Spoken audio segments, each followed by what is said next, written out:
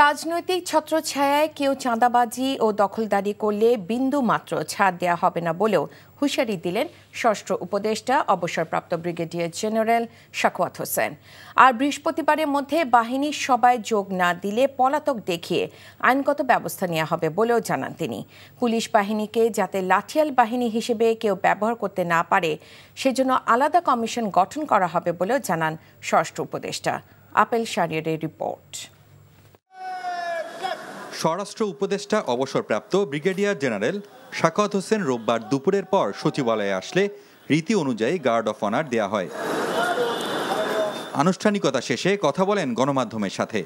দেশের আইনশৃঙ্খলা পরিস্থিতি স্বাভাবিক করতে কাজ চলছে বলে জানান তিনি। বলেন, দেশজুড়ে বিভিন্ন স্থাপনায় হামলার সাথে জড়িতদের বিরুদ্ধে ব্যবস্থা নেওয়া হচ্ছে।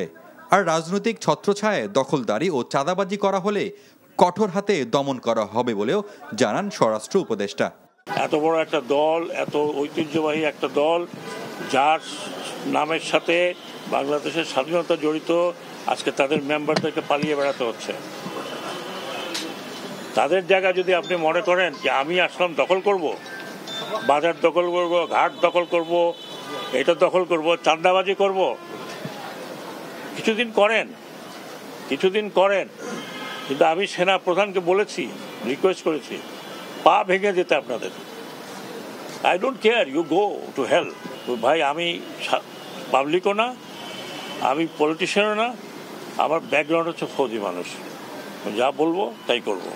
তারপরে আমি এখানে একদিন থাকি আর 3 দিন থাকি। রাজনৈতিক দলগুলোকে আইনি কাঠামোর মধ্য থেকেই কর্মকাণ্ড পরিচালনা করতে হবে। প্রয়োজনে আইনের সংস্কার করা হতে পারে বলেও ইঙ্গিত দেন তিনি। আমি অলরেডি কয়েক জায়গায় রিকোয়েস্ট করেছি যে একটা অ্যাক্ট তৈরি করে ড্রাফটটা আমার কাছে দেন। এটা নিয়ে আমরা আমাদের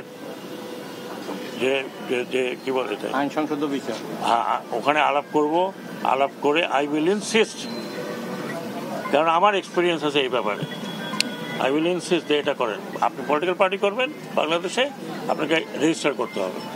আপনি পলিটিক্যাল পার্টি করবেন, ওই মধ্যে যা আছে, আপনি স্টক মার্কেটে যখন যান তখন রেজিস্ট্রেশন করেন না, আপনি কোম্পানি যখন খোলেন তখন রেজিস্ট্রেশন করেন না।